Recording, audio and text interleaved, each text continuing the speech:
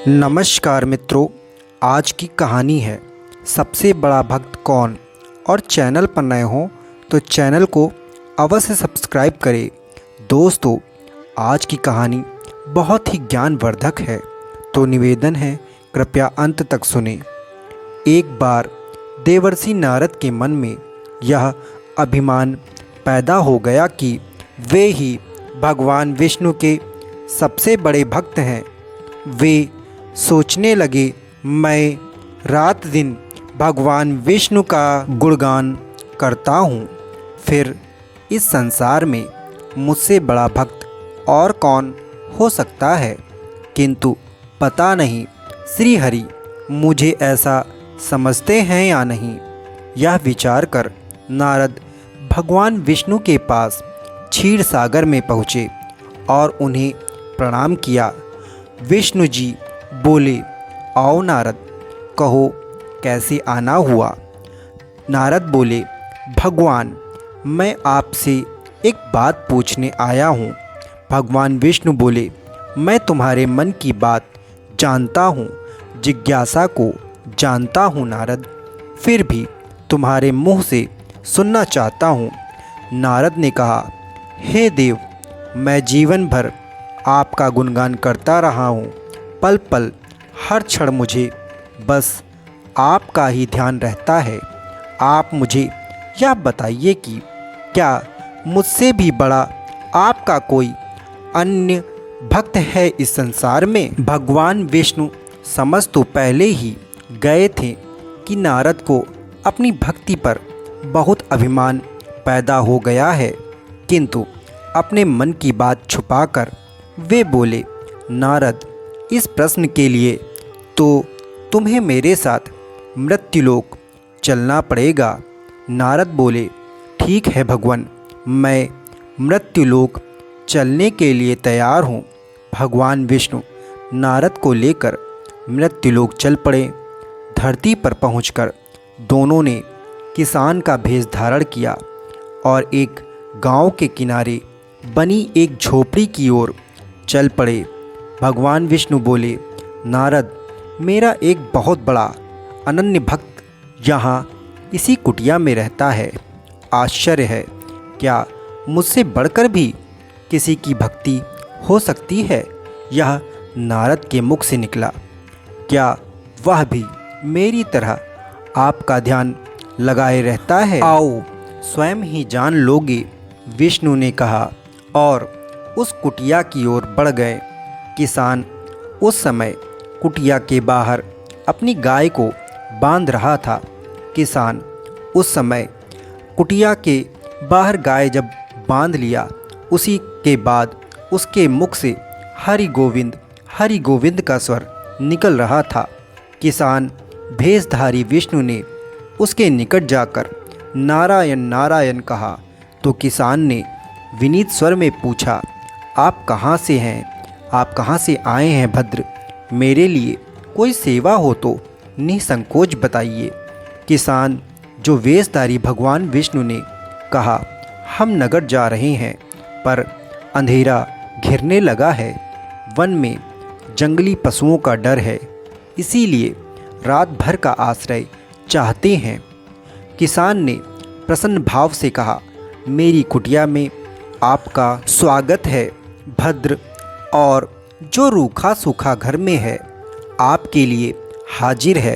भगवान ने मुझे आप लोगों की सेवा करने का सुअवसर दिया है, बड़ी कृपा हुई उनकी। बाहर दालान ने एक खटिया पर दोनों को बिठाकर किसान अपनी कुटिया के अंदर गया और अपनी पत्नी से कहा, देवी, दो अतिथि आए हैं। किसान की पत्नी उस समय अपने बच्चों को भोजन परोस रही थी। धीरे से आटे का बर्तन देखती हुई बोली, घर में इतना सा ही आटा है और ये बच्चे और भोजन मांग रहे हैं। किसान बोला, कोई बात नहीं, हम अतिथियों को पेट भर पेट भोजन कराएंगे। तुम बच्चों को आज कांजी बनाकर पिला देना। नारद और भगवान विष्णु ने उन दोनों का सारा वार्तालाप सुना। फिर भी परीक्षा के लिए भोजन की थाली पर बैठ गए। जब दोनों भर पेट भोजन कर चुके तो नारद सोचने लगे, यह सीधा साधा गृहस्थ भगवान का सबसे बड़ा भक्त कैसे हो सकता है। उधर श्री हरि ने किसान से और भोजन लाने की फरमाइश कर दी। बोले, मेरा पेट अभी नहीं भरा है, क्या और भोजन मिलेगा। किसान रसोई घर में गया और जाकर अपनी पत्नी से पूछा, कुछ और भोजन बचा है क्या। पत्नी बोली, बच्चों के लिए कांजी बनाई है, बस वही शेष है।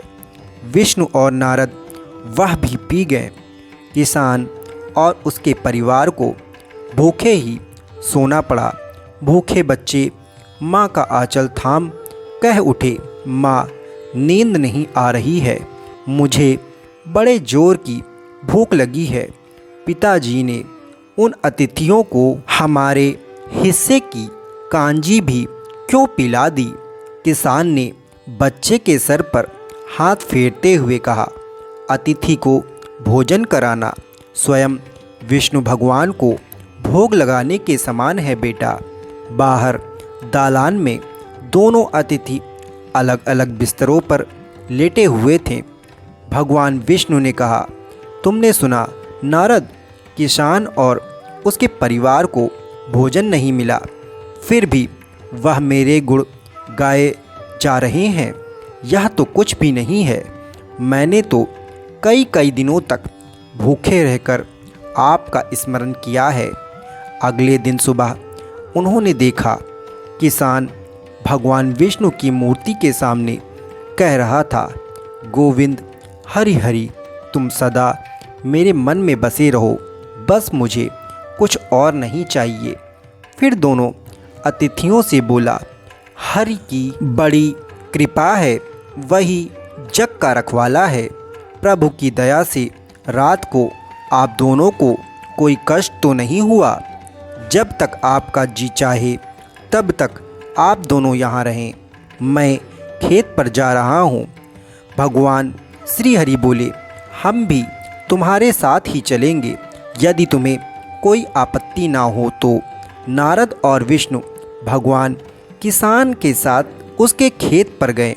किसान बोला, यही है अपना खेत, अब मैं अपना काम करूँगा। गोविंद हरि हरि। नारद बोले, तुम तो सत्पुरुष हो, भगवान के बड़े भक्त हो, हर घड़ी उनका नाम लेते रहते हो। किसान बोला, अरे कहाँ, काम से जब भी थोड़ा बहुत समय मिलता है तभी उनका नाम लेता हूँ। नारद ने पूछा, कब कब मिलता है समय। किसान बोला, सुबह उठता हूँ तब, रात को सोता हूँ तब, और दिन में जब भी काम से समय मिल जाए। ओह समझा, नारद के मुख से यह निकला। दोनों जब किसान से विदा लेकर चले तो नारद ने व्यंग्यात्मक स्वर में कहा, आपने सुना भगवान, वह सुबह शाम 2 बार ही आपका स्मरण करता है, जबकि मैं हर समय ध्यान करता हूँ, फिर भी आप उसे महान भक्त बताते हैं। नारद की यह बात सुनकर श्री हरि चुप रहे, किंतु मन ही मन उन्होंने कहा, कारण भी जान जाओगे नारद। विष्णु ने एक कलश को तेल से लबालब भरकर नारद को दे दिया और बोले, नारद, इसे अपने सिर पर रखकर बिना हाथ लगाए सामने वाली पहाड़ी तक ले चलो। ध्यान रहे, इस कलश में रखे तेल की एक बूंद भी जमीन पर गिरने ना पाए। नारद बोले, यह कार्य तो सहज तो नहीं है।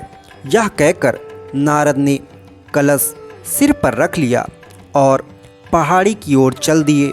नारद पहाड़ी तक गए और फिर लौट आए। विष्णु बोले, लौट आए नारद, ठीक है, अब यह बताओ कि इतनी दूर जाने और आने में तुमने कितनी बार मेरा स्मरण किया है। नारद बोले, एक बार भी नहीं भगवान, करता भी कैसे, मेरा सारा ध्यान तो तेल और कलश की तरफ लगा हुआ था। श्री हरि बोले, तब तुम ही सोचो, वह किसान दिन भर कठिन परिश्रम करता है, फिर भी 2-4 बार परिश्रम के साथ मेरा स्मरण जरूर करता है, और तुम एक बार भी मेरा स्मरण नहीं कर पाए। विष्णु की बात सुनकर नारद के अंतर्चक्षु खुल गए। वह श्री हरि के चरणों में गिरकर बोले, मान गया प्रभु, जो संसार के झंझटों में रहकर भी आपका स्मरण करते हैं, वे ही इस संसार में आपके सबसे बड़े भक्त हैं।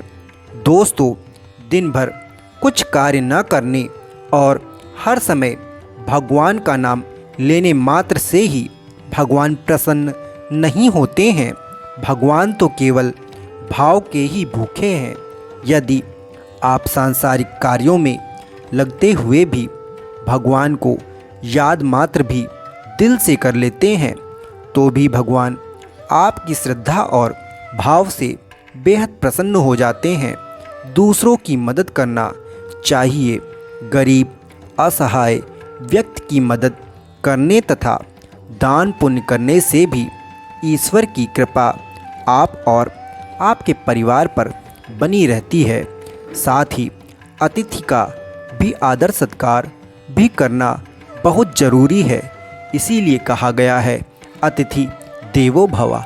तो दोस्तों, आशा करता हूँ सबसे बड़ा भक्त कौन, यह कहानी आपको बेहद पसंद आई होगी। अगर आपको यह कहानी पसंद आई हो तो चैनल को सब्सक्राइब करें और बेल नोटिफिकेशन ऑन करें तथा कहानी को ज़्यादा से ज़्यादा शेयर करें, ताकि इसी प्रकार की कहानी आप तक जल्द से जल्द पहुंच सके और हमें आपका आशीर्वाद प्राप्त हो सके। तो दोस्तों, नमस्कार।